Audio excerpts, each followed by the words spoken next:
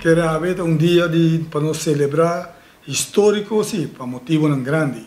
Passou nos processo de mais de 4 anos atrás de Lomba, seguro está largo, custoso, onde nós como rubianos não queremos perseverança, não arrende para alcançar o reto que nos põe nos diante.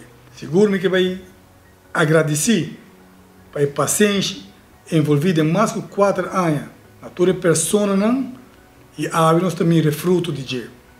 Minha palavra de gratitude imenso também para Oslin Toppenberg, Hubert Sivenger, Henrique Winkler, Pierre Cruz, Claudio Stamper, nos três pilotos jovens, René Picus, Jamil Martes, Ashley Cruz e também o time completo de Fast Delivery, W Aviation, AGS, com a Duna Netjetics e Fast e sustém em todo momento para assim a nos por a firma nos EUC.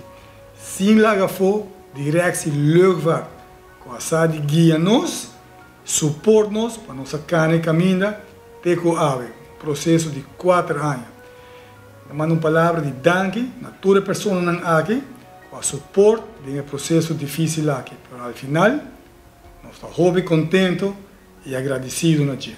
Na toda entrepreneurs que tem visão aqui, seguro, sabe que também está processo largo, persistente e custoso. Pero coisa, como bom rubiano, está querendo perseverança e não rinde, riba bo plan que botin te hora para terminar com ele.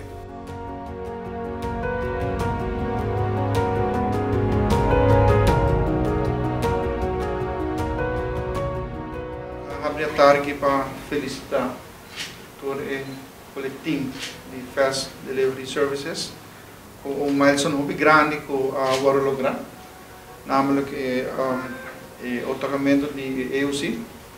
Ela está viagem muito largo, trabalha muito duro pela, e não está fácil, mas na final a logra. Então isso é importante.